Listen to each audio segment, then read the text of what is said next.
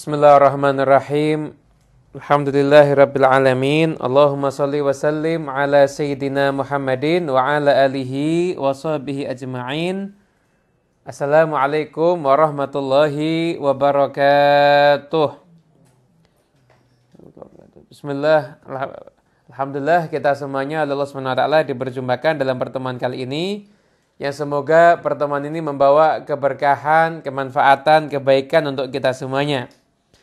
Salawat dan salam semoga selalu dicurahkan kepada junjungan kita Nabi besar Muhammad SAW, serta segenap keluarga beliau, sahabat beliau, dan semua yang mengikuti beliau sampai hari kiamat nanti. Teman-teman yang dimuliakan Allah SWT, para pemirsa dimanapun Anda berada, pada kesempatan kali ini kita akan mengkaji hikmah di balik musibah.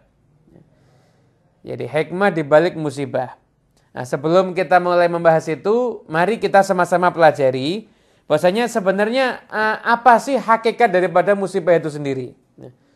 Apakah musibah itu merupakan hukuman dari Allah, ataukah musibah itu merupakan satu ujian, ataukah musibah itu merupakan suatu bentuk kemarahan Allah, atau gimana sebenarnya musibah itu. Nah, banyak yang kurang paham di dalam hal ini. Kemudian banyak yang menyatakan itu musibah itu berarti satu tanda Allah marah. Ada satu daerah kena musibah berarti itu banyak maksiatnya dan lain sebagainya, sehingga akhirnya terlalu mudah untuk memvonis. Nah, sebenarnya kalau kita mau memvonis musibah itu terjadi atas kemaksiatan, itu kalau pada diri kita. Jadi kalau ada musibah yang terjadi dalam kehidupan kita, maka vonislah itu karena kemaksiatan kita semuanya. Tapi kalau musibah yang terjadi umum, maka itu bukan serta-merta karena kemaksiatan atau apapun juga.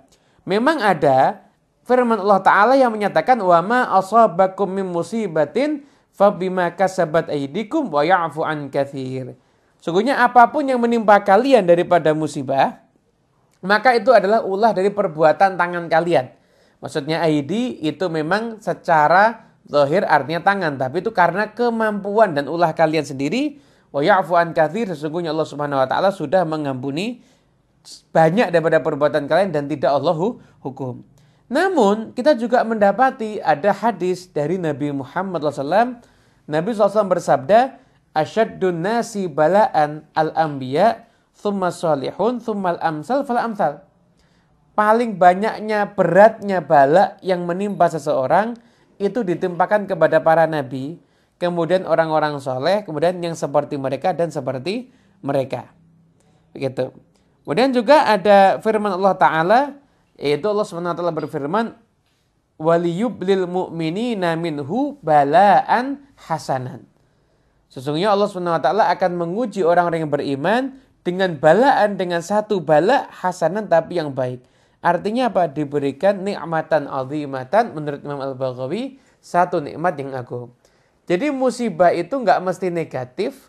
Bala juga disebutkan dalam Al-Quran ada balaan hasanan. Nah, jadi apapun yang terjadi, maka kalau itu terjadi dalam kehidupan kita, maka kita introspeksi diri kepada Allah Subhanahu wa taala.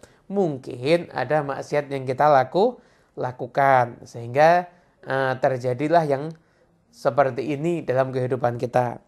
Sayyidina Ali juga pernah mengatakan musibah itu turunnya karena dosa, terangkatnya karena taubat. Jadi kalau diri kita tertimpa musibah, maka sadarilah itu karena dosa-dosa kita semuanya.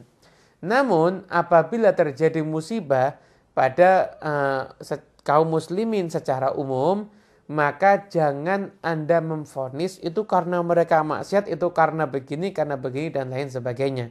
Tapi Anda pakailah kacamata yang baik. Bisa jadi itu adalah ujian dari mereka untuk Allah, ujian dari Allah kepada mereka, dan tentunya Allah Subhanahu wa taala akan mengangkat derajat mereka di sisi Allah Subhanahu wa taala. Nah, ada sebagian orang soleh bertanya, ujian itu hukuman atau itu tanda cinta dari Allah Subhanahu wa taala?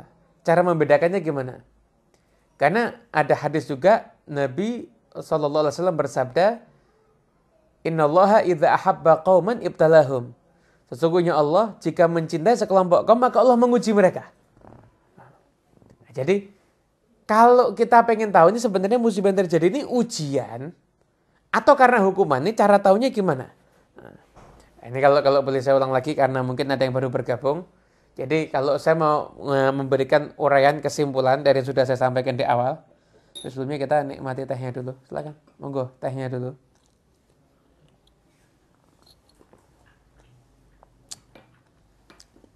Di pengajian sambil ditemani secangkir teh itu buat tambah semangat insya Allah.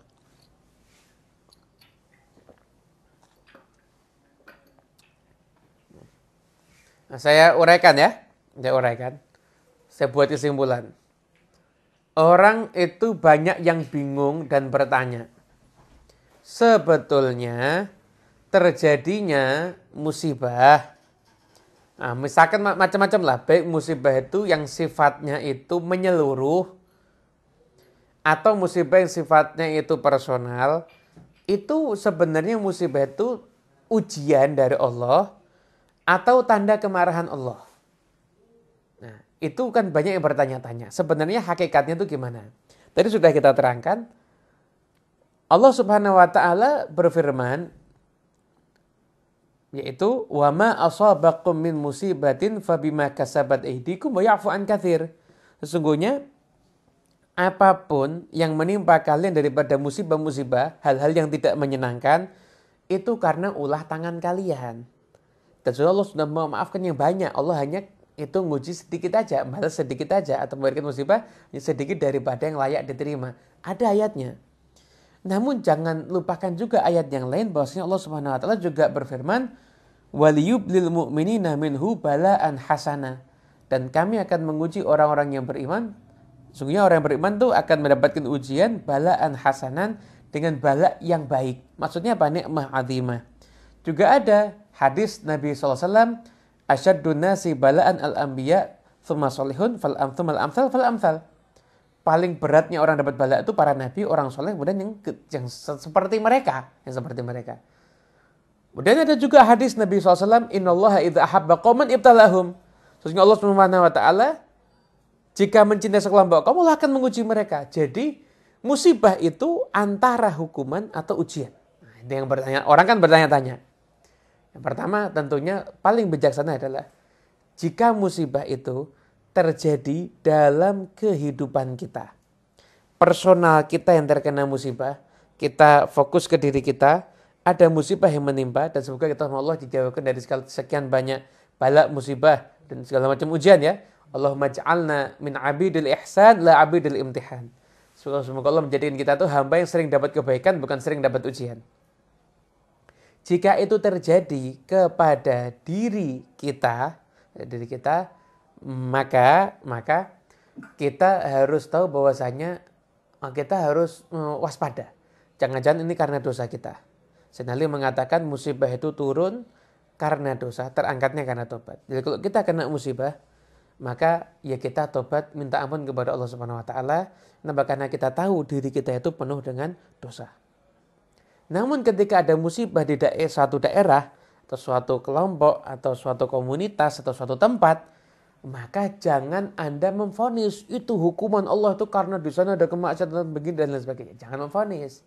Kenapa? Di sana mungkin ada orang baik juga. Mungkin Allah menguji mereka. Nah, Anda nggak tahu. Tapi Anda ambil pelajaran bahwasanya ketika ada ujian yang menimpa sekelompok orang yang lain, sebenarnya bagi mereka itu ujian, mereka bersabar atau tidak, namun kita pun juga sedang diuji. Peduli atau nggak peduli? Gimana tanda kepedulian kita? Yang bisa memberikan sumbangan silahkan nyumbang. Yang nggak punya apa-apa silahkan Anda mendoakan agar mereka segera dibebaskan dari sekian banyak musibah-musibah dan ujian. Nah, semoga keterangan ini tadi bisa dipahami dengan jelas. Ada salah seorang tabi'in yang kisahnya itu sangat istimewa. Tadi baru kita baca di kitab Hilyatul Auliya yang kitabnya ini ada di belakang saya ini. Mungkin saya sudah kita rangkum di rangkuman yang ada di hadapan saya. Ada salah seorang mungkin generasi tabi'in atau tabi'in yang bernama Atha As-Salimi. Atha As-Salimi itu dikenal orang yang paling takut kepada Allah Subhanahu wa taala. Bahkan kadang-kadang kalau lihat api, dia tuh sampai pingsan.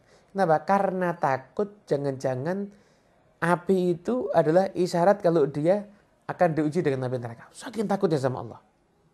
Ini Atha As-Salimi, idza habbat rihun wa barqun wa ra'dun, ketika daerah itu mungkin ada angin kencang, kemudian ada petir, kilat dan sebagainya. Apa yang dia katakan? Apa dia mengatakan, ini karena fulan maksiat, ini karena fulan begini? Enggak. Dia mengatakan apa? Hadza min ajli yusibukum. Lau mata Atha istarahan nas. Ini semua terjadi, ujian-ujian ini karena saya. Seandainya saya mati, kalian mungkin akan senang-senang, kalian akan istirahat, akan merasakan kenyamanan. Jadi kalau kena musibah daerah lain, nganggap itu mungkin karena dirinya. Anda bisa bayangkan. Maka pernah ketika itu harga naik. Dia mengatakan, hadza min ajli yusibukum ghala'ut ta'am. Lau muttu ana lastarohan nas. Ini semua karena saya. Seandainya saya mati, mungkin nggak ada ujian itu. Harga bahan pangan tuh sampai naik. Jadi orang soleh itu ketika lihat ujian tuh nggak berpikir dosanya orang lain, tapi berpikir dosanya diri sendiri. Nah sekarang ini kita kehilangan kemampuan untuk menintrospeksi diri kita. Tapi kita pandai mengintrospeksi dirinya orang lain. Diri kita ini harus kita urus. Lalu terjadi apapun juga kita, ya Allah, ini mungkin karena kurangnya kita dekat sama Allah. Perbaiki diri kita, tobat, minta aman kepada Allah. Laksanakan amal-amal soleh. Itu yang akan mendatangkan kebaikan untuk kita semuanya. Sekarang kalau kita pengen tahu, ujian itu tanda cinta Allah atau tanda kemurkaan Allah, itu caranya mengetahui gimana? Ada sebagian salihin yang dikutip nasihatnya, beliau mengatakan, kalau kamu mendapatkan ujian, kemudian kamu tuh nggak sabar, kamu ngeluh, kamu protes, kamu curhat ke semua orang, maka itu berarti ujian yang merupakan hukuman. Tapi kalau kamu itu terkena ujian dan kamu tuh sabar, kamu nggak ngeluh, kemudian kamu juga nggak protes sama Allah, maka itu berarti ujian, bahkan kamu ridho terhadap ketentuan Allah, maka itu ujian bisa jadi bukan tanda kemarahan Allah, akan tapi ujian itu adalah tanda Allah cinta kepada Anda, Allah ingin menghapuskan dosa Anda, atau Allah Subhanahu wa taala ingin menaikkan derajat Anda di sisinya. Itu adalah hakikat daripada ujian. Adapun yang berkaitan dengan masalah musibah, tadi kita telah mengkaji dari kitabnya Imam Malik. Imam Malik itu punya kitab hadis yang sangat populer, yaitu Al-Muwatta, yang terkenal sekali.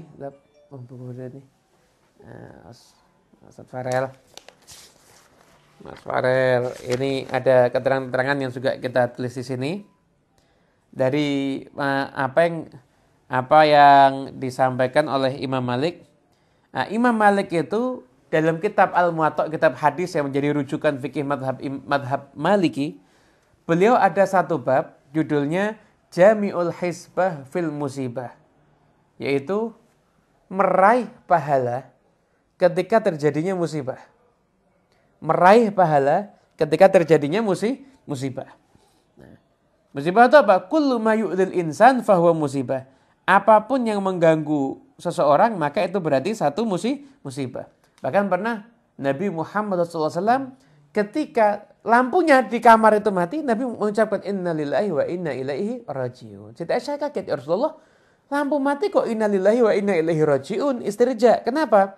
Nabi, apapun juga yang tidak menyenangkan, yang mengganggu, maka itu adalah musibah.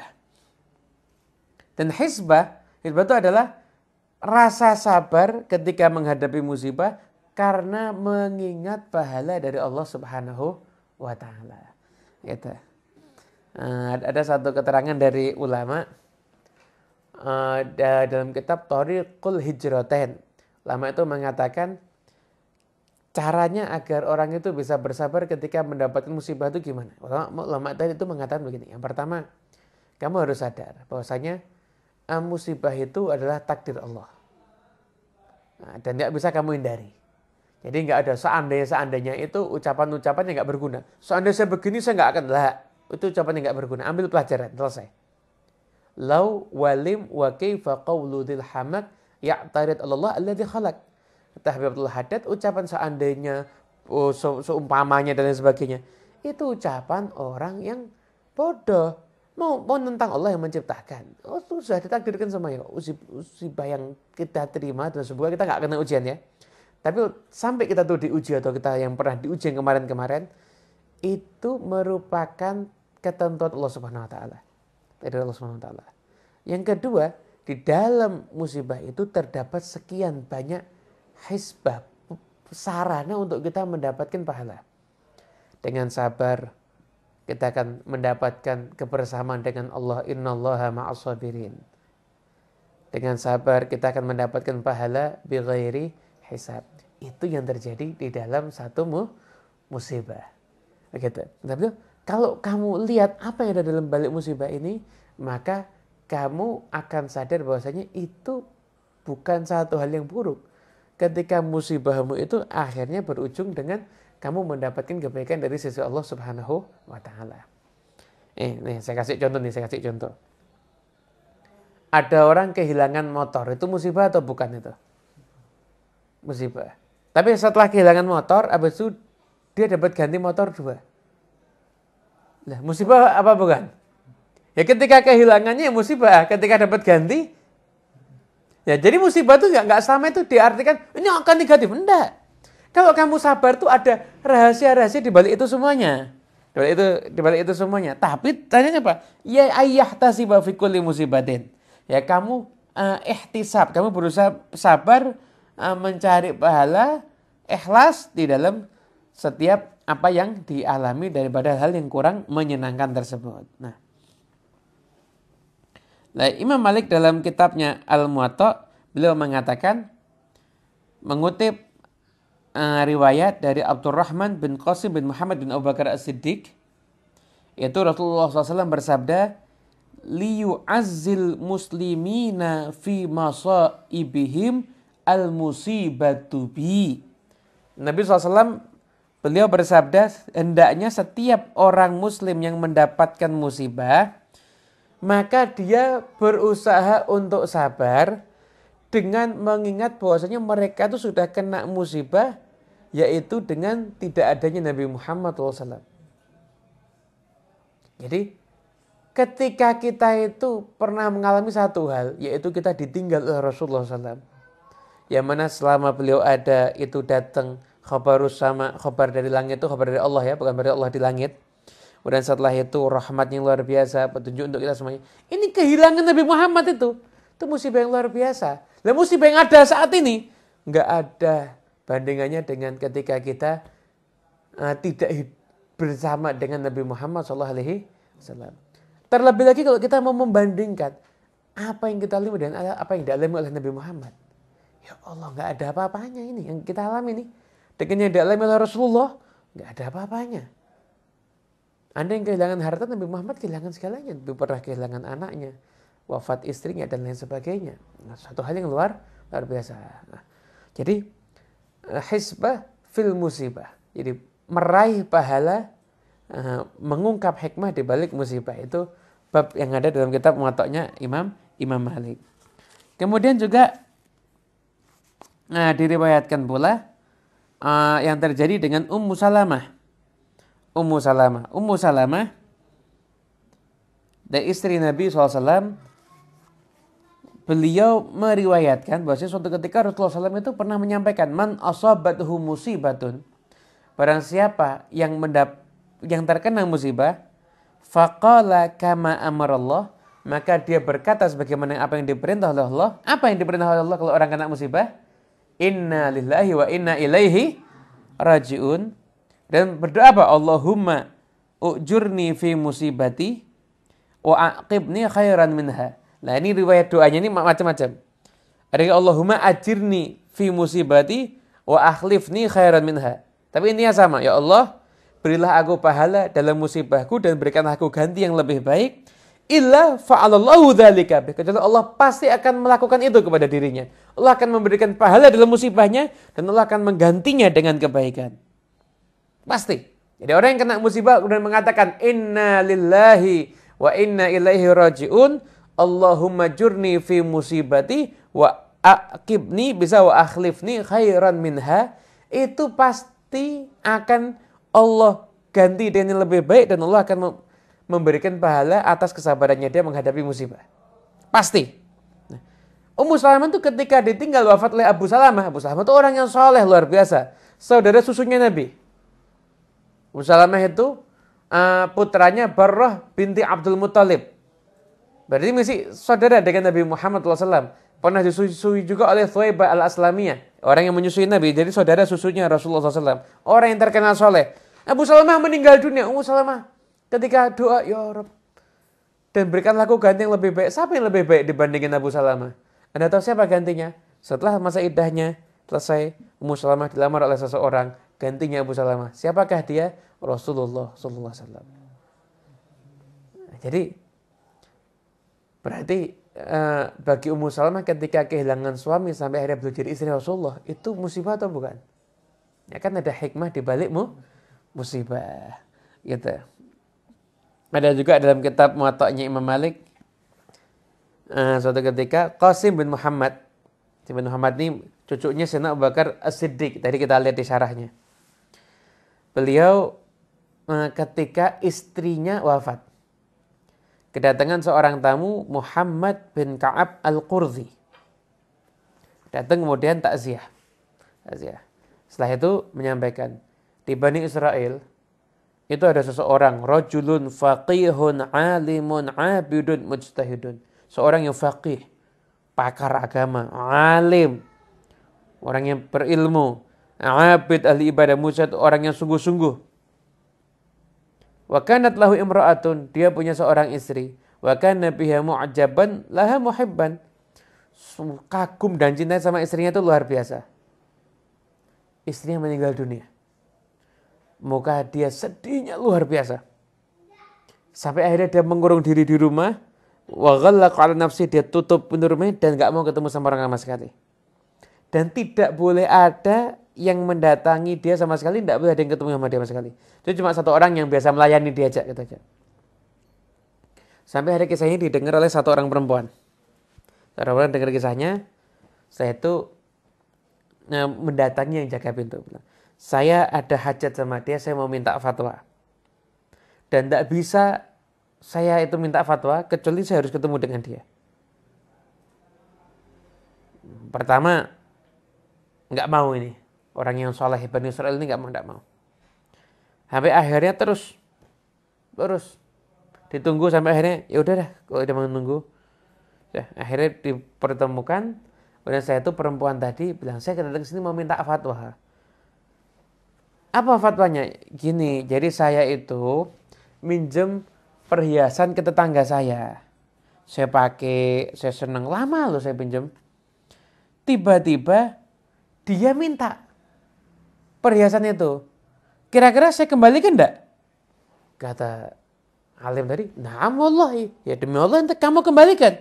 Loh, kan sudah saya pakai lama.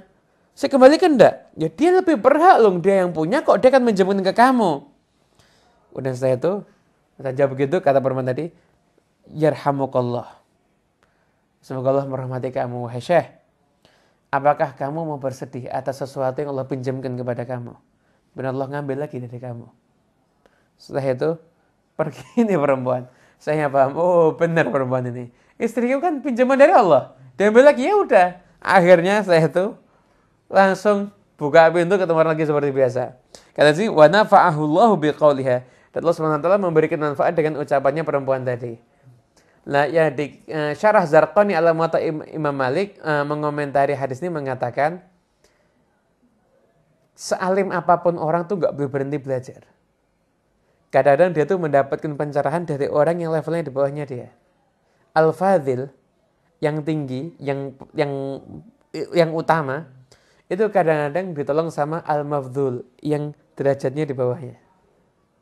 Itu komentar daripada hadis yang diriwayatkan oleh Imam Malik dalam kitab Al-Muwatta ini. Jadi apapun yang terjadi kan sudah kehendak Allah Subhanahu wa taala dan Allah mampu memberikan yang lebih baik. Nah, Dan tadi Nabi Muhammad SAW mengajarkan, kalau kamu kena musibah, ingatlah kamu tuh udah kehilangan aku tuh udah musibah. Kamu kehilangan apapun juga Allah bisa ngasih ganti. Tapi kalau kehilangan Nabi Muhammad, siapa yang bisa ngasih ganti? Gak ada gantinya. Nah, makanya lewat ini, makanya kita semuanya harus jadi orang yang bijaksana. Orang yang bijaksana di dalam mengarungi kehidupan ini. Bahwasanya apapun yang Allah takdirkan dalam kehidupan kita, itu adalah satu hal yang merupakan kebaikan. Kebaikan. Bagaimana juga ada hadis Nabi SAW, beliau bersabda,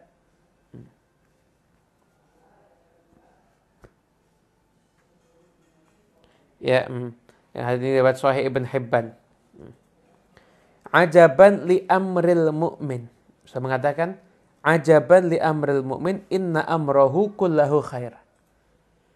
Sungguh menakjubkan urusan-urusannya kaum mukminin ini. Kenapa? Semua urusannya itu bagus. In asabathu sarra syakara.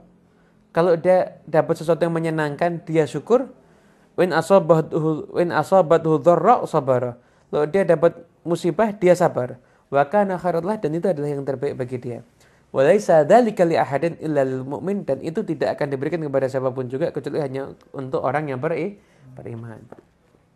Intinya daripada kajian kita di malam hari yang penuh dengan berkah ini, musibah, sesuatu yang gak menyenangkan, itu jangan dimaknai adalah satu hukuman dari Allah atau satu kiamat kecil dalam kehidupan kita. Enggak. Ketika orang itu bisa hisbah, bisa sabar, dan bertujuan untuk mencari pahala, maka musibah itu akan berubah menjadi satu kenikmatan.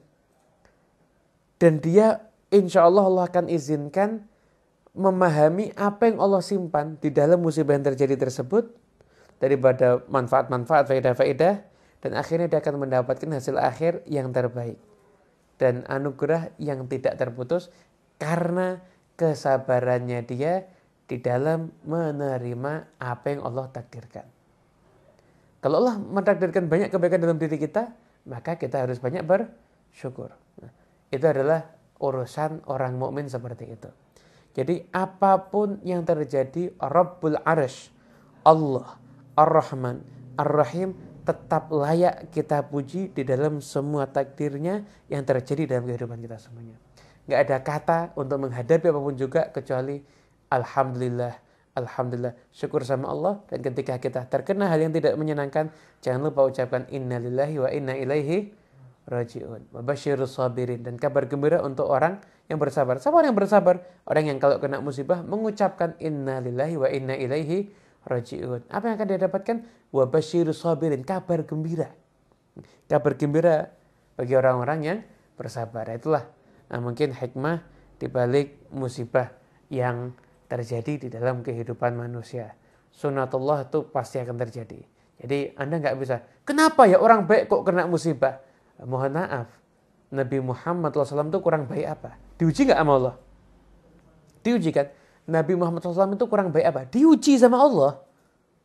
Kenapa kok Nabi Muhammad itu pakai diuji? Biar kita tahu bahwasanya Nabi aja diuji, apalagi kita. Nabi aja diuji. Bahkan kalau seandainya Rasulullah SAW itu nggak pernah diuji, orang nanti, Nabi Muhammad SAW nggak pernah ngajarin sabar. Nabi itu ngajarin sabar, Nabi diuji. Bahkan kita ini sekarang kalau lihat ujian kita, ya ada apa-apanya dengan apa yang dialami oleh Nabi Muhammad SAW. Kemudian ulama juga mengajarkan untuk kita ini sering membaca ya latif, ya latif, ya latif. Itu artinya ya wahai yang maha lembut. Artinya kalau orang itu sering mengucapkan ya latif, ya latif, ya latif, ya latif, maka ketika dia mendapatkan ujian, maka ujiannya itu musibah itu kan harusnya tidak enak. Tapi dibarengi dengan sifat lutufnya Allah, kelembutan Allah. Sehingga musibah dan lutuf itu datang berbarengan, orang menyaksikannya, wah itu satu musibah. Tapi yang mengalami kayak nggak merasakan apa-apa. Karena tadi mendapatkan lutuf, kelembutan dari Allah Subhanahu wa taala. Sering disebut ya latif, ya latif, ya latif. Biasakan lisan kita tuh gak usah ngomong yang gak berguna. Daripada nganggur di jalan mengucapkan ya latif, ya latif, ya latif. Sholawat la ilaha illallah, la ilaha illallah. Itu jadi lisan kita ada lisan yang pandai berzikir. Lisanan zakiran. Lisan yang pandai berzikir. Itu adalah satu rezeki yang luar biasa kalau Allah anugerahkan kepada kita lisan yang pandai berzikir. Ini adalah kisah-kisah merupakan hikmah di balik musibah. Jalani hidup dengan optimis. Jalani hidup dengan percaya diri. Jangan prasangka buruk kepada Allah, Allah menghukum saya. Enggak. Apapun yang terjadi Anda tetap ucapkan innalillahi wa inna ilaihi rajiun, semua milik Allah dan semua akan kembali kepada Allah, dan Anda bersyukur alhamdulillah bahwa Anda kena musibah. Kenapa? Kalau lihat dosa kita mungkin harusnya dapatnya lebih gede, tapi kita kasih kecil, ya ucapkan alhamdulillah. Maka hikmah dari musibah itu adalah ketika kita bisa bersabar, maka Allah akan menjadikan musibah itu berubah menjadi satu kenikmatan. Kemudian ada hikmah yang terkandung yang akhirnya bisa kita pahami. Kemudian setelah itu kita mendapatkan manfaat-manfaat, faedah-faedah macam-macam, dan kita akan mendapatkan hasil akhir yang baik dan anugerah yang tidak terhingga sampai kapanpun. Juga ketika kita bersabar, ketika diuji oleh Allah Subhanahu wa Ta'ala. Kemudian setelah itu siapapun yang mendengarkan ini, jangan terus akhirnya saya siap diuji, jangan. Ada kok nantang, jangan. Nah, paling baik kita tuh minta sama Allah apa? Al-afiyah. Nabi SAW itu mengajarkan kalau kamu meminta sama Allah, maka mintalah al-afiyah, mintalah keselamatan. Allahumma inna nas'alukal afwa, ya Allah kami memohon ampunan dan memohon al-afiyah, keselamatan. Ucapkan itu yang sering. Jadi jangan minta diuji, jangan minta apapun juga, tapi ucapkan al-afiyah, minta keselamatan dari Allah Subhanahu wa Ta'ala. Semoga kita semua tergolong orang yang selamat di dunia ini, selamat sampai di akhirat nanti kita juga akan selamat. Amin ya rabbal alamin. Ada pertanyaan yang masuk mungkin Mas Iwan? Satu pertanyaan deh, boleh? Karena sudah semakin malam. Silakan, ada pertanyaan? Bismillahirrahmanirrahim.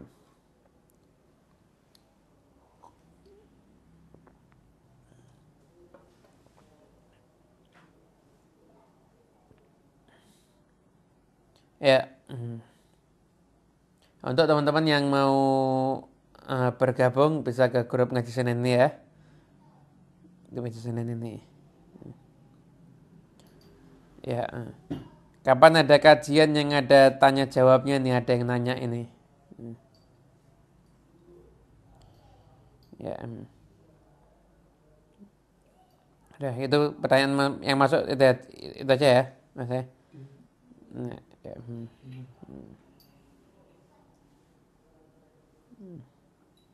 Yep. Yep. Nah, kalau mendengarkan ilmu di medsos, apakah termasuk dapat doa-doa yang Allah berikan atau yang diberikan oleh makhluk di bumi dan di langit, sebagaimana hadis Nabi SAW untuk mencari ilmu? Tentunya orang yang mendengarkan, saya itu niat untuk mencari ilmu, insya Allah kita nggak akan membatasi anugerah Allah Subhanahu Wa Taala mendapatkan. Tentunya tidak sama ya antara yang datang dengan penuh perjuangan langsung atau yang hanya mendengarkan. Kecuali kalau memang Anda orang yang sangat sibuk sehingga Anda nggak bisa datang ke majelis ilmu langsung, tapi Anda mesti menyempatkan berkorban kuota dan lain sebagainya untuk mendengarkan kajian ilmu, maka insya Allah juga mendapatkan anugerah yang sama. Gimana caranya membedakan ujian karena dosa kita atau karena ujian itu merupakan kasih sayang Allah Subhanahu Wa Taala untuk Allah menguji kita? Nah, jadi ketika kita mendapatkan sesuatu yang tidak menyenangkan, kemudian kita bisa bersabar. Nggak mengeluh kepada makhluk. Pasrah. Bahkan ridho terhadap ketentuan Allah. Maka itu tanda musibah yang kita alami adalah satu ujian dari Allah untuk menghapuskan dosa kita atau meningkatkan derajat kita di sisi Allah Subhanahu Wa Taala. Namun ketika terjadi satu musibah dan kita marah, nggak sabar, ngeluh, setiap orang kita ceritain, orang harus merasakan penderitaan sama seperti kita, bahkan harus heboh, kenapa saya disakiti kok orang bisa tertawa, wah dibesar-besarkan sendiri, maka itu berarti mungkin karena kesalahan kita. Dia namun apapun yang terjadi kita biasakan untuk introspeksi diri. Nah, jangan kita mudah memvonis itu daerah itu isinya pendosa sehingga kena musibah dan lain sebagainya, jangan. Tapi kita vonis diri kita apapun yang terjadi ini jangan-jangan karena dosa kita sampai terjadi musibah ada di mana-mana. Maka tobat kepada Allah Subhanahu wa taala. Nah, kita perlu sesekali ini ada seruan untuk taubat massal. Tobat bareng-bareng gitu. Cukup dah. Bumi ini kesian yang disaksikan orang-orang yang bermaksiat kepada Allah, anak durhaka sama orang tua, kezaliman dan lain sebagainya. Kita harus tobat massal kita nih.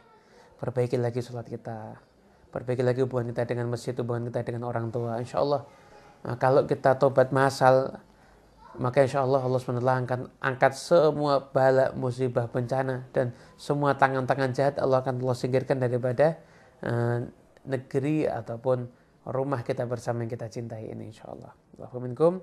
Kita lanjut di pertemuan yang berikutnya. Wassalamualaikum